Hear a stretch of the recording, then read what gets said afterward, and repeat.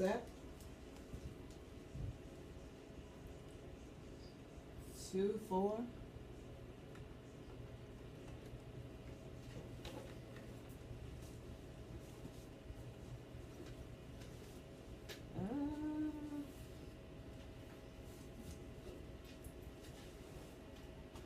Welcome, welcome, welcome. Sorry we couldn't keep playing so you know you're listening to truth, but I will share that with you. You're listening to truth with Gwen Azama-Edwards.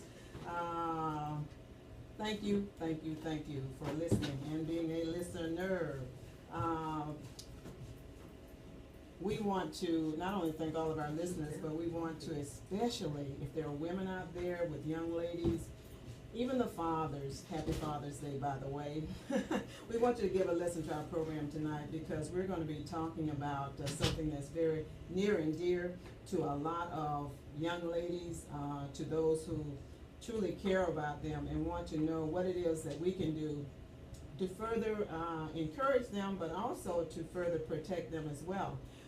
We encourage you, as always, to go to the website at www.gwen-truth.com so you can access all the important links that will make you all powerful, because it will lead you to information concerning the municipalities, county agencies, state agencies, federal agencies, and advocacy groups. As we always start off saying, you're probably saying, why did she say that? Welcome to Truth, a program whose sole purpose is to empower you, our listeners, for information leads to knowledge, and knowledge is, you got it, power. And as always, we want to empower you to take control of your life, those things that impact you, your family, and your community. I want to do a couple of shout outs. Also, shout out not only to all of the fathers and those who may not be birth fathers, but those who have taken on the role of mentoring our young men, those who've taken on the role of being of help and providing encouragement to them to help them along this life's journey. To all of you, we say shout out to you and thank you, thank you, thank you. And happy Father's Day for the Sunday that's coming up. Happy Father's Day to my hubby, Larry Edwards, as well. And to the husbands of our guests who are here with us tonight also. And I've got to do this too. I had an issue, a problem in terms of something stuck in between my tires today. And I ended up going, my husband has an account there, to Discount Tire on Bevel Road. And I tell you what, these guys are so helpful. I've never gone there and not gotten courteous, helpful, fix the problem kind of assistance. And I'm not being paid to do this. They didn't ask for it, but sometimes when you get good service, hey, this is the American way, this is the Christian way, this is just the doing right way. To just say a shout out to Discount Tire on Bevel Road. That's Bevel and Noble. God bless you guys, and thank you for all you do, not just to help the women, but they do a lot of help for the guys as well. And as you think about, things that you need in terms of that, consider them and consider them first, because they are fantastic. So I had to do that shout out for them. Tonight, again, we're going to talk about programs that are designed and that are available to young ladies to help them in their development, to help them in safeguarding them as well. My two guests are individuals who are very deeply involved in that. The first, of course, is Valerie Whitney-Lowery, who is a Bethune-Cookman University employee.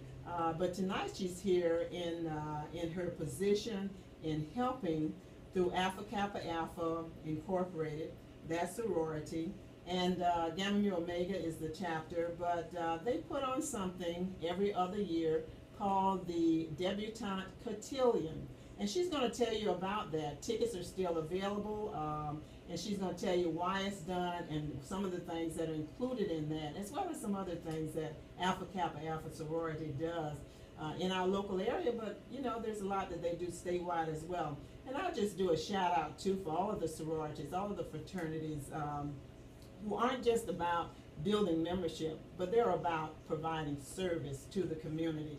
So shout out to all of them.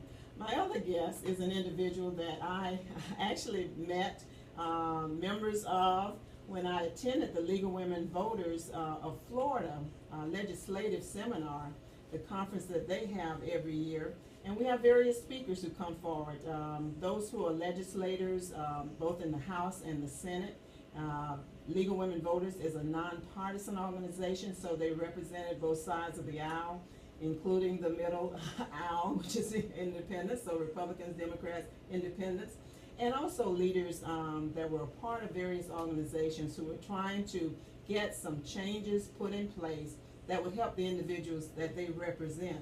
And I have the opportunity of listening to some data and some information from an organization that I had not heard of before. So I want to introduce them to all of you as well. And they're called Voices for Florida Girls, Voices for Florida Girls.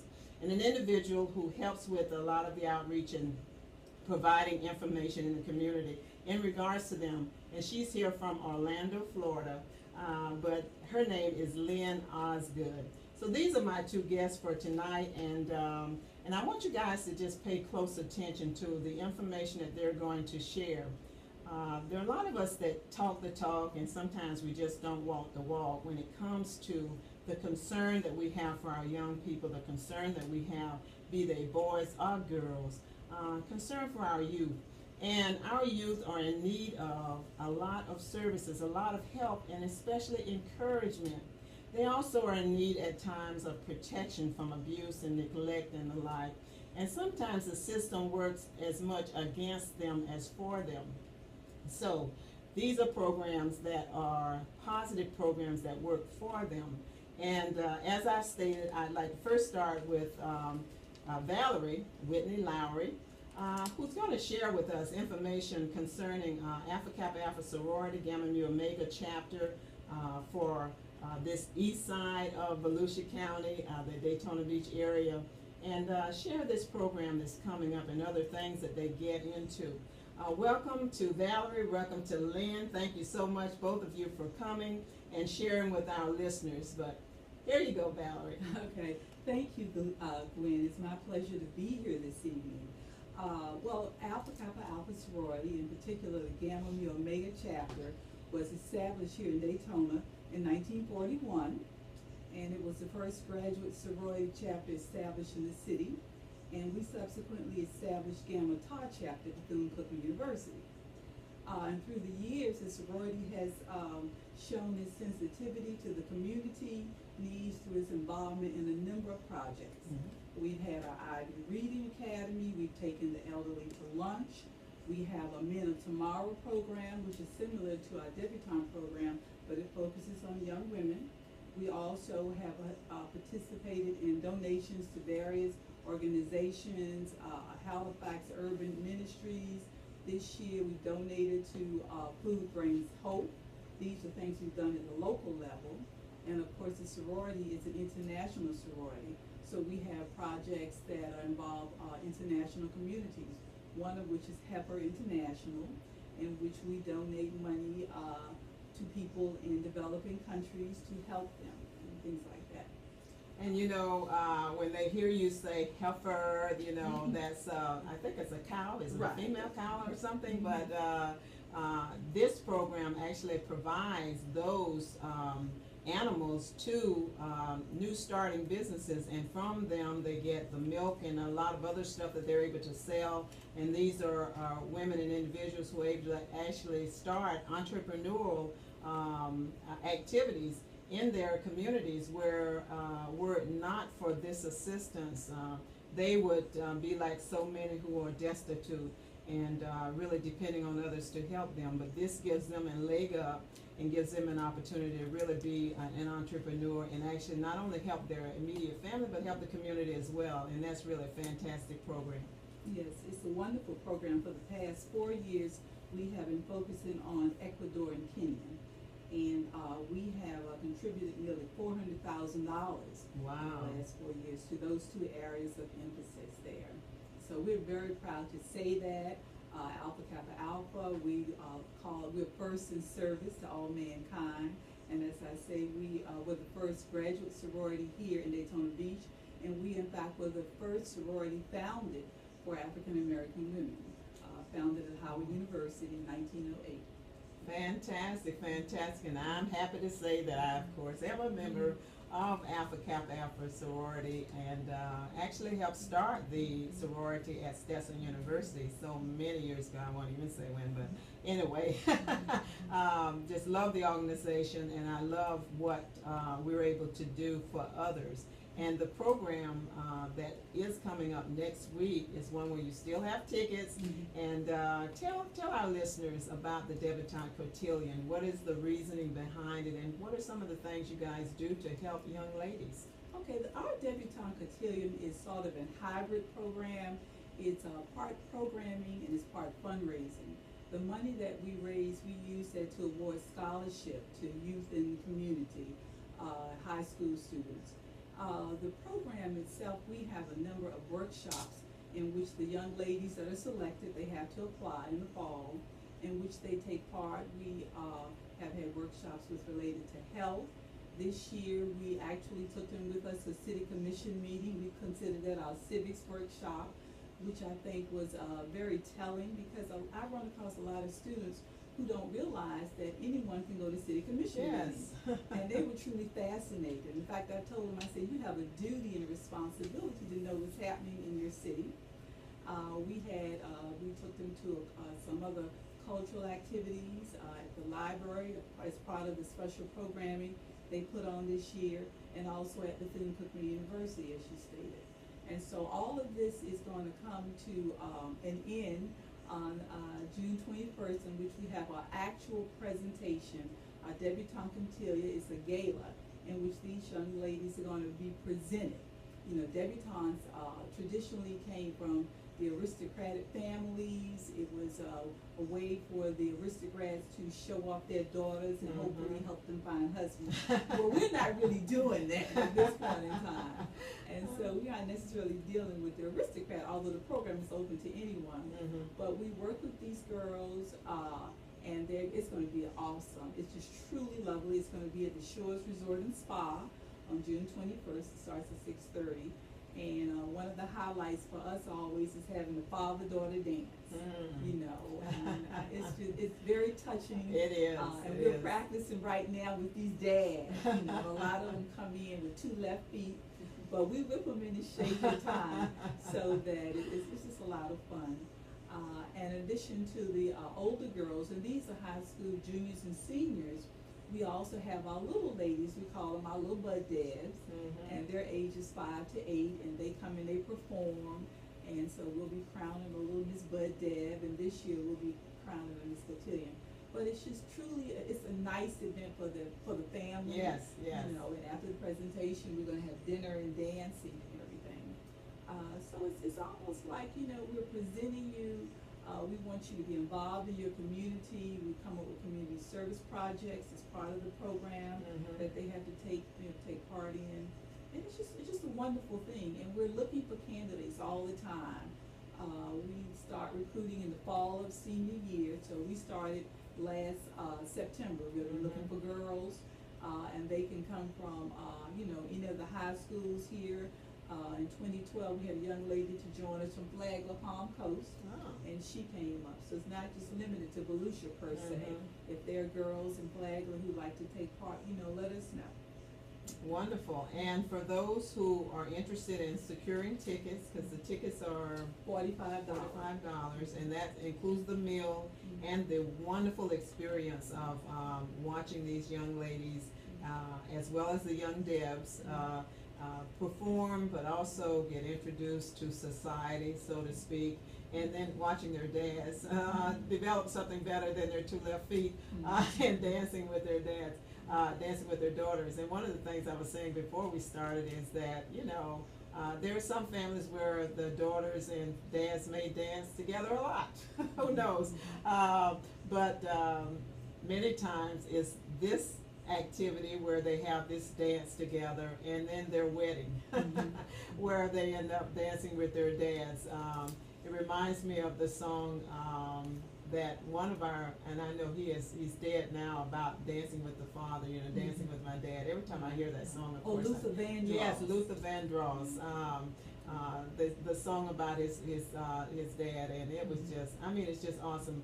But it is a great experience, and we invite everyone to get in touch with you, and if they're interested, to please come. How best to get in touch with you?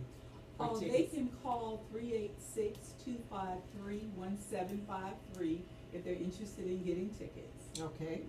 All right. Wonderful. Anything else you want to share, or just in case you have to dot out of here, because I know you're getting with the fathers a little later? No, I just hope that other folks will come out. I think you will really enjoy it. Again, it's and mothers are there. This is, I guess, one of the few times that I know of in Daytona where you can get dressed up in your best attire and come out. It's during the summer. I know at this point in time people are, sort of kicking back, but let's think of this as your one last fling for the summer. Yes, and things like that. And we will be awarding some scholarships to some of the devs. So like I say, it serves two purposes. It's almost as if we raise money to give scholarships, and at the same time we introduce these young ladies to activities and events and things that they may not have had a chance to take part in. I think in 2012 we took a group to the News Journal Center, and most of the girls had never been there, and it's a wonderful facility here in town. And this year, of course, we took them to Bethune-Cookman to see the play Charlie Brown, and a number of them had not been to the PAC Center. Oh, wow. So it's that type of thing that, we like to think that we're doing. We're exposing them. Yes. It's like the beach. It's right in our backyard, and very few people get to go to the beach. Thank you, Valerie. We appreciate that very much. And so we can understand, as we kind of transition into our next speaker, the importance of doing these things for the young ladies. Florida Voices for Girls, Voices for Florida Girls, I should say, is a program that was developed, Lynn, for what reason?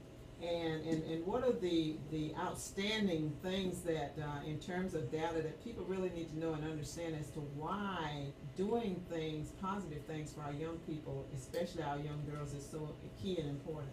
Well, Gwen, first of all, thank you for inviting us, because it's a great opportunity, I think, to talk about the issues that are facing girls today. Yes. And certainly when we met, we were talking about some statistics that were pretty eye-opening, and certainly during that meeting with the League of Women Voters, you could hear when some of the statistics, which I'll talk about, were mentioned. There were sort of gasps in the audience, because people were really surprised and kind of unaware. And so Voices for Florida Girls, it's a statewide membership initiative.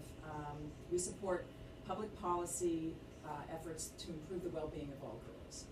We are part of Voices for Florida, and that's an affiliate of the Children's Campaign. The Children's Campaign, you may be familiar with.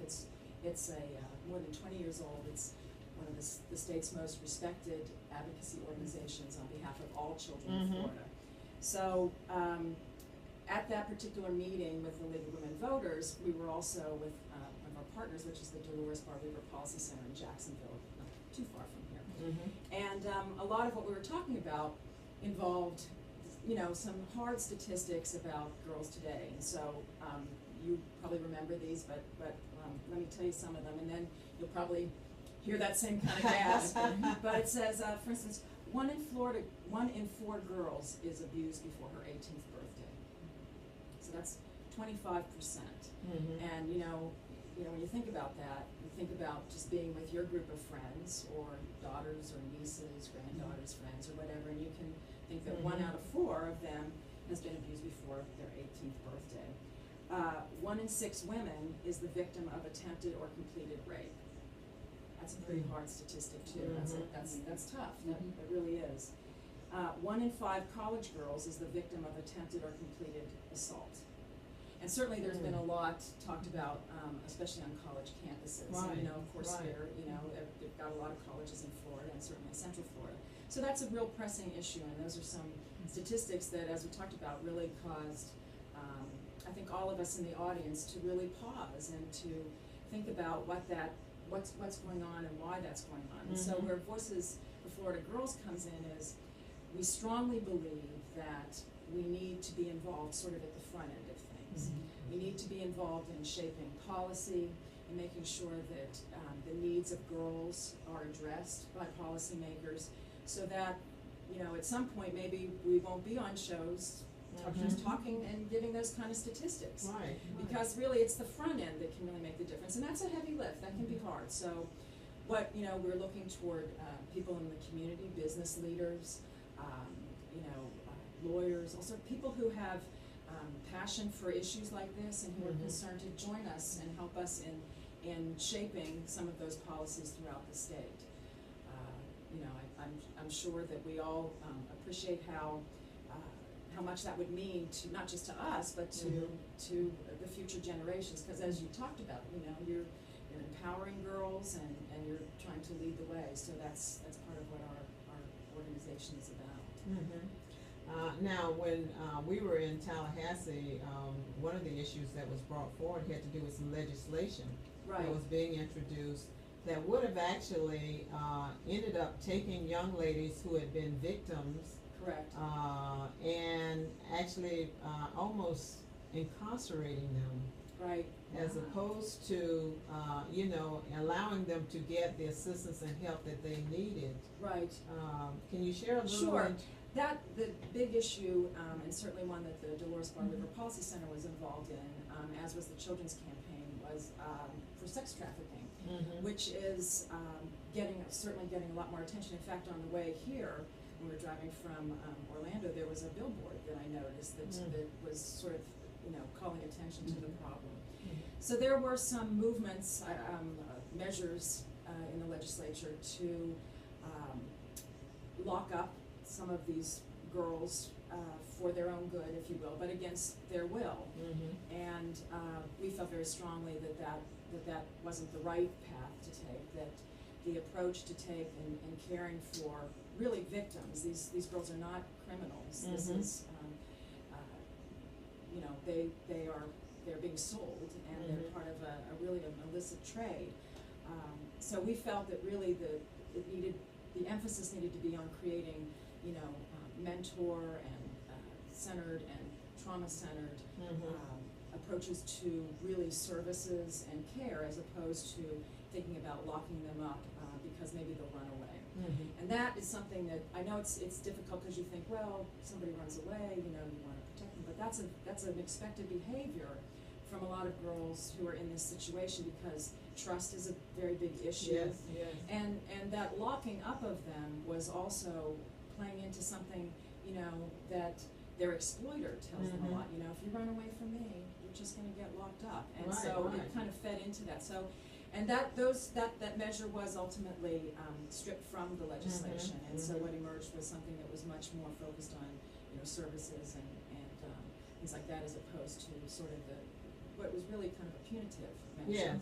Because you can imagine those girls are already, you know, in a bad, tough situation. They're manipulated, very vulnerable, manipulated, and it's a tough thing. So to sort of, you know, re-traumatize them is not really the way to go.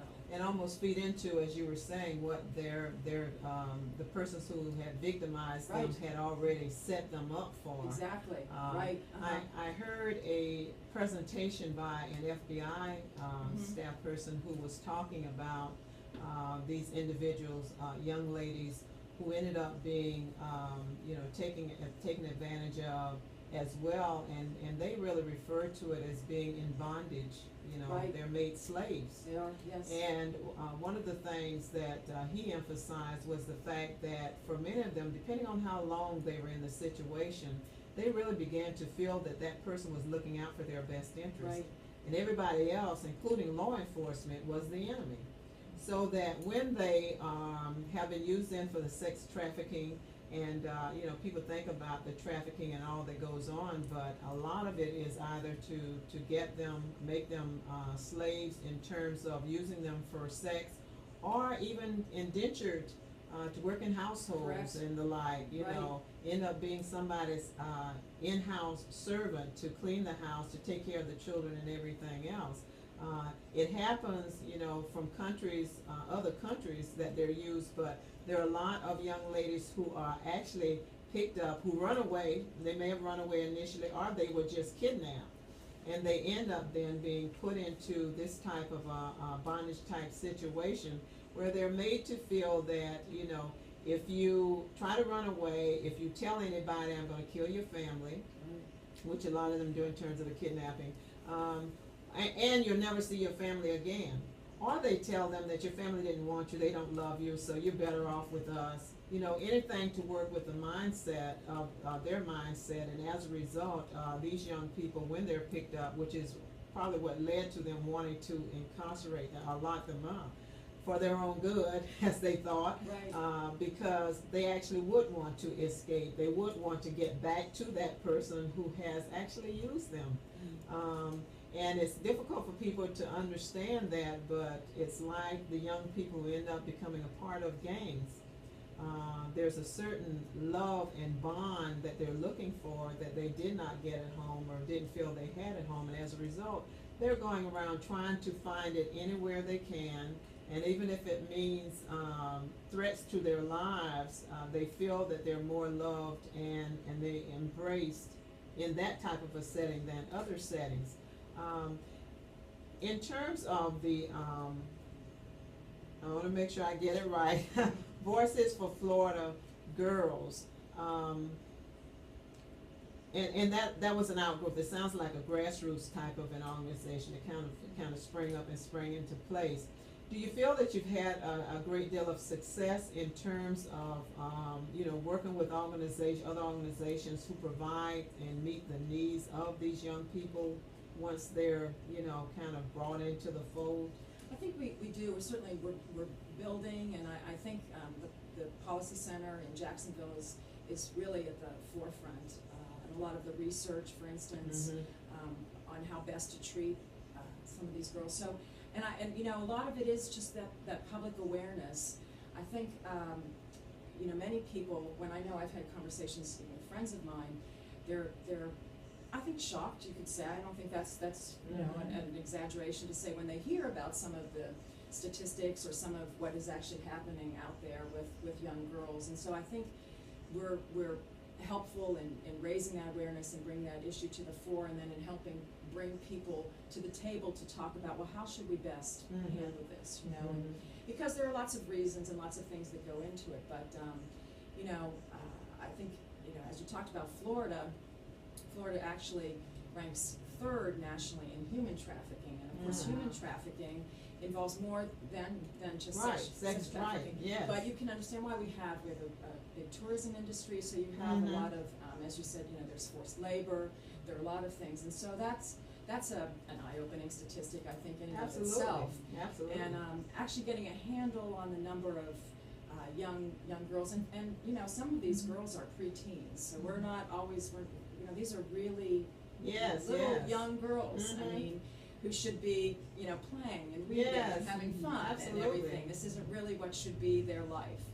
And so I think when people hear those kinds of things, it really it starts to resonate with them, because you can look around and you, as you said, you know, you see your own daughters or your nieces or your friends' children or whatever, and you want to make sure that the future is going to look good for them. I was talking to a woman, this is a couple of months back, in fact, when some of this legislation was just percolating, and she said that, you know, she was surprised by some of this and hadn't really been aware of it, and she said then she was talking to a friend of hers and talked about somebody in college who had her daughter or a friend's daughter, something, had a personal experience with that. And she said, you know, they found that kind of, you know, when it touched it, it's a little, you know, it's a little removed, but it's close enough that you have that connection, and you start feeling, well, you know, maybe I want to do something about this. Tell me more about it. And that's part of what Voices for Florida Girls does also, because we want to educate people. You know, I mean, we want to educate you, help you learn about this thing, learn about this topic, and learn about this issue.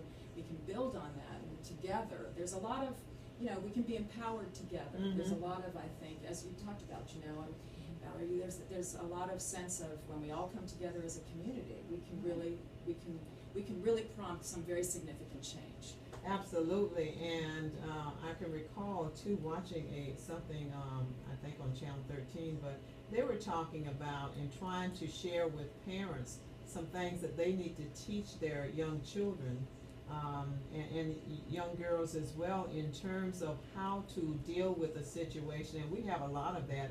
At least once a month, some man comes up and tries to steal a youth, you know, Yes. abduct them, get them out of the area, and how to actually deal with that kind of a situation. I know my niece, she has little girls that are like 4 or 5 or 5 and 6, and she's taught them how to do the stranger danger type thing, you know, what to yell out, Right. you know, if Right. somebody's trying to, you know, convince them into, and how not to actually take gifts from strangers and the like. I remember, I think it was Channel 9 that did a show about them offering, somebody driving up and offering them, having a little puppy or a cat, you know, and they drive up in a van and they bring it outside and they start playing with it, because kids love those things, you know, and they start playing with it and they ask, you know, what's the name and this, that, and the other, and before you know, they've then got them, put them in a van, and they're gone. So parents have to be educated and then educate their children about this, you know, stranger danger type situation, because there are a lot of young people who are being abducted, not just running away, but are Right. actually being abducted, and more they're not finding them. They're when they find alive, they're finding them dead. Right, right. You know, and I've just been reading, you know, some stories recently talking about, and we all know about the internet and the lure of the internet and everything, but how, you know, I mean, it is a very real threat, if you will, or possibility Yes, for yes. people to be chatting or to be sending messages or whatever, and you don't know who, you know, Who you're Yes, talking yes, to. and they're pretending to be a young, you know, for Right. girls pretending to be some young man who's interested in them and Exactly, and, you everything know, else. And so there's the expectation on the part of the girl, again, young girls, Right. is a trust, because we want to trust each other. I mean, we don't want to be in a situation where we Absolutely. never trust And anybody. we're taught to trust. We are taught to trust, Yes. you know, so there's that natural inclination to trust that person, and then it doesn't always work out like that, and unfortunately, there's far too many tragedies. Yes, Maybe yes. for somebody who's shy, then the allure of the internet is now I True. have a person who Yes, listens yes, to me. and that's the thing that the Very good the point. guy from the FBI was talking about too. How law enforcement has individuals who are working on that, you know, pretending to Sure. be just like these people are, so that they can try to catch them. And but he was talking about how people need to watch what their kids, you know, what they're into on the internet and on their computers and on their iPhones or their phones and, you know, Android phones and the like, because that is really one of the newer ways of getting at them, and developing that trust over, you know, those electronic devices, and then getting the individual to lower their guard. And then other things to say to them too, to make them be less trusting of their parents and more trusting of them. Right. To make them feel that not only they're loved and wanted, but also to make them think that life is going to be so much better with them than their current situation. And you know, parents should not stop disciplining their children for fear of, you know, that Right. somebody else is going to show them more love, because children do want to be disciplined. They understand that when they're disciplined, that's because they're loved. You know, you don't want to go to the extreme where you've gone beyond discipline and now you're Sure. abusing, Right. and you know, abusing it or getting to a point of neglect. But you do need to discipline your children, and it's important too, as has been stated, that you watch who your kids hang around with. You know, not to be discriminatory or prejudicial, but in terms of the fact that there are some people who don't have your kids' best interests at heart, Right. who are their same age, and are predators. I mean, they can also be predatory in terms of the fact that they want to use your children to either sell drugs or do other things that's not good for them or in their best interest. And gangs who will say to them, you kill somebody, you hurt somebody, you can get in, or you have sex with XYZ and you can get in Right. to the group. Somehow, as with the program with AKA, we've got to build up the confidence of the young people such that they feel strong enough to say no. Exactly, that's exactly what it is, because that's a very powerful word, no, and it's a very difficult word very often to say, but I think you're absolutely right, because a lot of the people we're talking about, the not good people, you know, are really masters at manipulation. Yes, and absolutely. They know exactly what to say and how to, you know, just kind of reel that child in. And again, as we've said, you know, before, they're children, and they're still forming their own opinions, and at times they may be rebellious, they may be upset with their parents, and you know, there are lots of different things that everybody goes through that we all remember going through. So when you have somebody who's that crafty and really manipulative, it's a very dangerous combination. Yes, yes, it is. It is. And they want you there, like you said, when they want you there in high school. They even want you to still be around when they're in college, believe it or not. They may go off to college, but they still want to hear from mom and dad. Yes, yes. And that was one of the things I did when both of my children went off to college. Was the rule was on Sundays we had to talk. You had to call me and let me know what was going on. So I knew what was happening in your world. I didn't just drop you off and didn't, you know, have any contact with you. I don't know who you're running around with up there. So I think that's important. Oh, it is key. And I think that parents need to do that, you know, and I think you also need to be aware of what they're doing in school. Ask to see report cards. I was amazed at friends I know who sent kids off to college and they never saw a grade, never knew what they were doing. Oh, and yes. in some cases they were failing. You know, again, it was okay. You know, I'm taking care of you. Show me something. Absolutely. Pull it up on the computer. Absolutely. You know? And so I've been very lucky in that regard with my children. But I think more people should stay engaged in they want you absolutely. there. They may get mad and they may pout, but they really want you. Yeah, and it makes it more difficult for someone else to come and try to make that connection, because when our kids went off to college as well, in order to, the first year, of course, freshmen, you don't get a vehicle. A lot of universities don't even allow it, but whether they did or not, you didn't get it. You had to make good grades to justify getting one that following year as a sophomore. And of course, the grades had to come home. The grades had to come home. And if they didn't send them, it was already set up so that they'd come to me from the university. But you know, they were also encouraged to share that, And of course, once they got the vehicle, to keep it, you got to keep the good grades going and the like. And you know, education is just so key and so important, and that's what we need to say to our kids too. We love you very much. We want the best for you, and we know an education is going to get that for you. Yeah, and you can do it. You can do it. Right, so many of the young people, yes, so many of them are told that they can't make it, they can't do this, they can't do that. And a lot of the young people who are going off to colleges now are first generation. Yes, first generation, and so their family wants them to be successful, but there are those who, because they're the first, will say you can't make it, you can't do it, and they need to understand that they can. I have to do station identification, which is to say that you're listening to Truth with Gwen Azama-Edwards. My guest, of course, Valerie Whitney-Lowery with the Alpha Kappa Alpha sorority, Gamma Mu Omega chapter, local chapter on the east side of Volusia County, which is Daytona Beach. And we also have an individual who is representing Voices for Florida Girls. I have to keep reminding myself of this because, as I said, this is a new group that I'm not that familiar with, but I sure will get to know a lot more of you, as will hopefully our listeners. And this is Lynn Osgood, who is here representing the organization from the Orlando, Florida area. And this is WLE BIG, Big 1380 AM on your radio dial in Ormond Beach, Florida, Goliath Radio. We really and truly not only appreciate what you young ladies. I'll tell you that. Yeah, you know.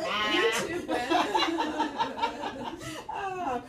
But what you do, the organizations you represent, what you do in working with and helping our young ladies. Do you find that in what you're doing in either perspectives, that people are very receptive to it, that they're knowledgeable of, what is offered, what is available. Or do you find that, as the years go by, there are fewer and fewer people who really seem to want to get involved? Well, how about you?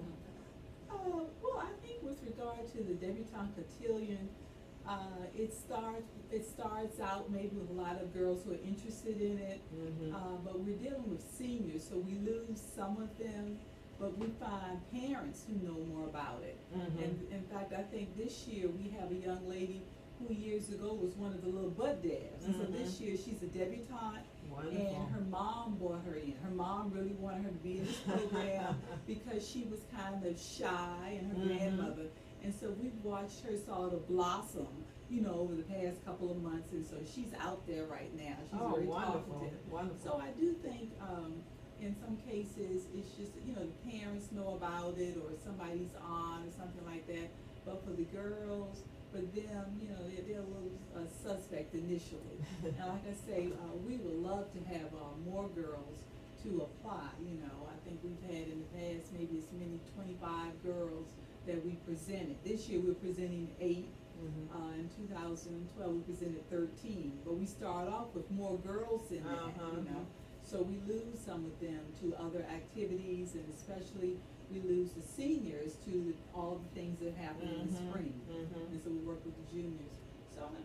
But I was talking to someone today, and they were saying that, programs like this and other things that our Men of Tomorrow program, that over the years have really, come down through families. And they really appreciate it. And the lady was saying, I really appreciate what you did. Bethune-Cookman, we have a Black Male College program. I think her son had been in that.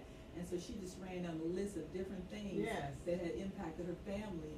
And she said, it's important that we support these programs and that we keep these traditions going, because we know what they can do.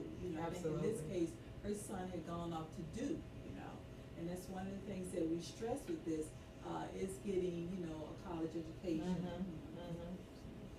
Yeah, I was just listening to you and listening to you, Gwen, and thinking, this is such a positive kind of message that we're sending, and I think that's what's really important. And I think what we're finding is, when we talk about some of the issues, and some of, as I said, the statistics are tough to hear and everything, but when people hear them, a lot of people, I think, really do want to become engaged because they want to create that positive atmosphere. They want to make change. They want to make sure that there are good policies in place. And so I think that, as we build our organization and reach out, I think that it's a message that will be heard, and I think people will be receptive to. Sometimes you're right, you hear that it's the same old people who are always coming to meetings or always but I do think that when you reach out in different venues and talk shows and things, and certainly that connection that we made at the League of Women Voters meeting, I think, unexpected sort of connections, because you don't know who's going to be there and what your message is going to be and everything. I think that you find that you have the receptive audience and you can really build on that, and I'm very impressed with all. I like the positive energy. I think it's a really good thing. One of the things that we're finding as we are losing in terms of values, in my opinion, we've lost a lot in terms of values, how people treat one another, how respectful they are, courteous and the like. Just that feeling in valuing life, etc. I mean, a lot of that just seems to be going by the wayside. And then along with a lot of that is also this disintegration of family. The close-knit families of old, a lot of us grew up with that. There isn't a lot of that anymore, and I'm sure a lot of it has to do with the fact that you've got people who are going off in different directions. We used to be more close-knit. The whole family stayed in the same area for year after year after year, and now they're having to go off. They go off different places for colleges. They go off different places just to find work, even. And so families are really not as close-knit as they used to be. And when that happened, it really broke down some of that structure, I think, too, in terms of the older family members then helping to discipline the young people. The younger people not wanting to disappoint their family, their parents or their grandparents and the like, or great-grands. a lot of that is just seems to have fallen by the wayside. And a lot of that, in my opinion, we've got to, in some form or fashion, get back. And I think in some of what you guys do in your workshops, you try to re-educate and inculcate those kinds of ideas and ideals to the young people. You do it for the males as well, but you do it with the young ladies in programs and in workshops that you have where you bring people in to help provide that information. Does it seem to be, for the young people, is it receptive to them? Yeah, they do enjoy the workshops. They really do. So we're very pleased to do it, and I think they like it. And we hear them talking when they don't think we're listening, you know, about what happened. And they may think it's funny, but I can tell that it's really reaching them. That it's important to them. And we'll keep doing it. Yeah. Because they've done things like table manners, you know, how to set a table. I mean, things that's just a lost art. You know, you go out to eat at a restaurant and, or you go to some other kind of a setting where the things are laid out by the waiters and waitresses and the like, and people are sitting there wondering, let's see now, which is my glass, you know, a tea, which water, which is my fork, which is my, and all of these questions that are answered that we used to know. And you're able to actually provide that kind of information, and I think it's important, you know, that as our young people get engaged and involved in other things, that they don't feel, you know, like they have two left feet, or that they feel out of place, that they feel that there is a place for them and that they're accepted. And in the studies that the group in Jacksonville has done, have they found, because I remember a profile being shared about individuals or young ladies who are sometimes more susceptible to...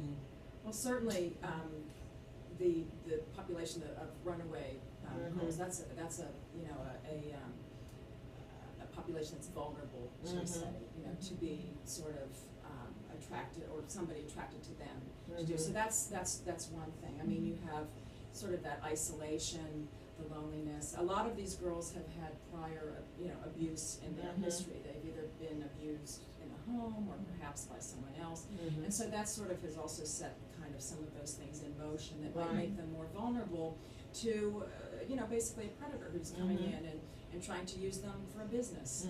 Because some of the, I don't know if you've seen some of these stories, but there have been reports certainly recently talking about how some of the drug trade sort of is moving at times into the sex trafficking, because, you know, drugs are bought and sold once, and the humans are, you know, I mean, can be sold over and over, and so it's a really startling and very, you know, frightening prospect.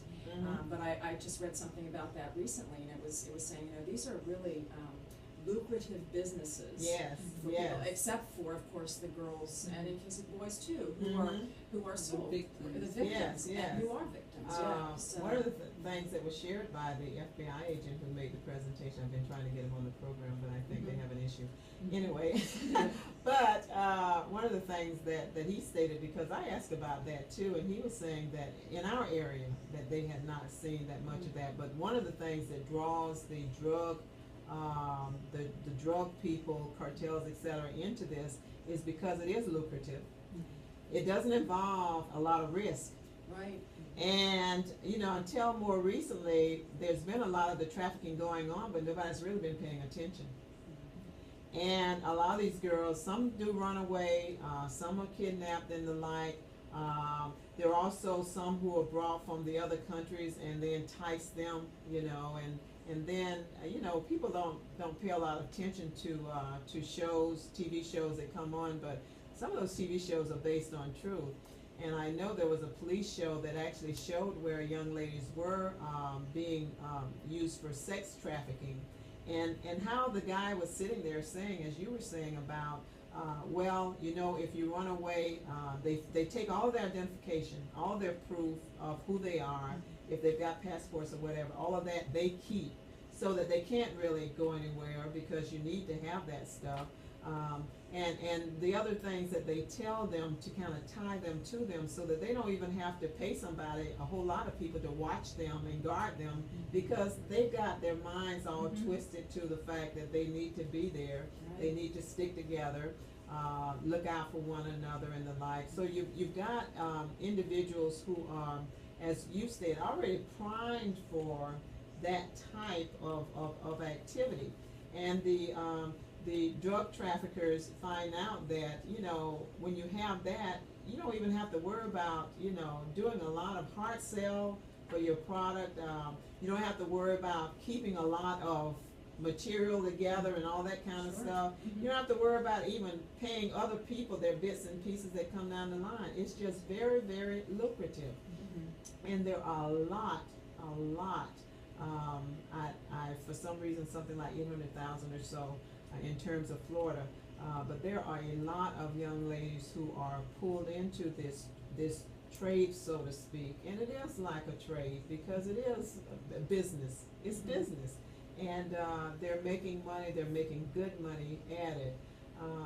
But as we were saying earlier, people need to understand that once these young ladies are brought into that system, so to speak, that illegal system, they begin to believe that there's nothing else out there for them. That this is their only hope is to stay with it, you know, even in terms of making it safe and having it safe for their family members so that they won't go off and kill them and the like. It's just amazing when you think about, when we think of slavery, you know, we think of, you know, the African Americans and some of the other groups who have been in slavery, but this is considered, as I've stated before, as slavery because the people are indentured. They have their stuff. Many times they actually will pay for certain things for them, like even medical care or whatever, and they will keep them and say, you have to stay with me until this debt is paid off. Right. So there are any number of ways and things that they use, and what we're saying to our parents, to concerned adults, grandparents, aunts, sisters, and the like, is that it's important that you be informed. It's important that you make sure that you inform your young people as well to what to watch out for, that they stay in touch. You know, you were talking about those who are isolated, and many times those who are abusers do everything they can to make them even further isolated, so that when they're off for a day or two, hey, that's something they always do, so you don't think about it until it's too late and they're gone. They're just totally disappeared. So it's important to stay in touch with your young people. It's important to discipline them. It's important to encourage them. It's important to share and show love to them, earnest love for them. And it's important to, again, be as informed as possible as well, and to get to know programs like what Kappa Alpha puts on for young people, you know, males and females, and your program as well that's out there that has the data that's sufficient, that works with other groups and the like, to help not only inform but also and educate, but also to make sure that you look out for the rights of these young people as well. And I know you've, especially in terms of the legislation, you guys are doing that. You're keeping an eye out. How can people get in touch with your organization? Well, I'll tell you, you can look for us, especially on Facebook, Voices for Florida Girls. Like us, friend us, and we'll have our website is being updated, and we'll have lots of new information and everything. And Gwen, of course, I'll give you some of that information. We've got an event coming up in October that we will be promoting, and I can tell you more about that. But definitely look for us on Facebook. We've got a really great page, and there are links there to some great information and things. And certainly being on a program like yours has been very helpful and great. I'm glad we can spread the word and be positive. Okay, wonderful. And Valerie, before you fly off, could you share again the number that they can call if they want to get a if they're ticket? interested in tickets, they can call 386-253-1753. And we also have a website, we being Gamma Mu Omega. I believe it's AKA GammaMiOmega.com, in which we're posting, pictures of the different events and different programs and things like that. But yeah, you can still get tickets at $45 at 386-253-1753. Okay, wonderful. Well, hopefully our listeners now understand the importance of not only getting involved, but supporting, being supportive of our young people. And the discussion tonight is of young ladies who are so much in need of your support, your encouragement, and all these different programs that will provide them with scholarships so they can go off to and get an even greater education that will ensure that there's legislation that's being passed that will help them as well. Thank you, my darling. Okay. But everything and anything that you can do to help these young people will be very much appreciated. You've been listening to Truth with Gwen Azama-Edwards. My guest, Valerie Whitney-Lowery with Alpha Kappa Alpha Sorority, the Gamma Mu Omega chapter, who was talking about the debutante cotillion, which is Saturday, June 21st. And if you want tickets, she has shared that number with you. And here I go. Voices for Florida Girls with Lynn Osgood out of Orlando. And you guys have, now you're out of Orlando, but you have other locations. Statewide. You're Right, statewide. Yes, we are. Yes. So, in fact, we do have this event. We have something called Grand Rounds, which are an opportunity for community and business leaders to get involved. And we've got one that's coming up in October, October 23rd, that we're looking in the First Coast area. So as we get more information on that one, of course, we'll share that with you. But we're an organization, as I said, we're looking for business leaders, community leaders, people who are really have a hunger for that kind of information, a real passion to make a difference, who know that policy can make a difference, that when you do things at the beginning, you sometimes save yourself a lot at the back end of things, and it's really more cost effective to start working at that end than it is to sort of be the Band-Aid and try to fix things at the end. I mean, it's a tough, there are many issues. I mean, there are, so many, so you begin, it's one step, you begin small and you just keep building, and certainly it's the same with issues, and it's the same with organizations and marshaling that kind of support. So. And it's like you said, it's important that you get in on the front end. Right. Of these issues, of these problems, of these situations in the lives of our young people, because sometimes as they get deeper into the system, whatever that system is, it's much more difficult and much more time is involved and needed to try to save them, rescue them, and get them out. So thank you, Lynn, and your organization for all that you do. Thank you to Valerie Whitney-Lowery and Alpha Kappa Alpha Sorority, Gamma Mu Omega chapter for all that they do. And thank you to all of our listeners too for listening, and hopefully you also will understand the importance of getting involved and helping to not only educate yourself, but educate your young ladies and the young people as well. Again, you've been listening to Truth with Gwen Azama-Edwards, and I do again ask that you go to the website at www.gwen-truth.com so you can have access to this video, which will be on YouTube, and also have access to all the important links too, again, that link you to information that will make you what? All powerful, because information is power. Knowledge is power, okay? Now, be sure to listen in every Thursday, starting at 6:15 or whenever the big guy, gets out of the chair.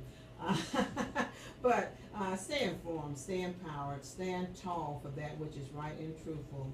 And again, shout out to all of our fathers. Happy Father's Day. Shout out to all of you who are caring, mentoring, supporting, encouraging young men in our society, because they need you. Society needs them, and we all need each other. Until next time, you be blessed. Have a great week. And again, go to the website, www.gwen-truth.com. Until next time, hey, I'm still standing. I know you're still standing, right? Lynn and Valerie is still standing as well. You guys be blessed.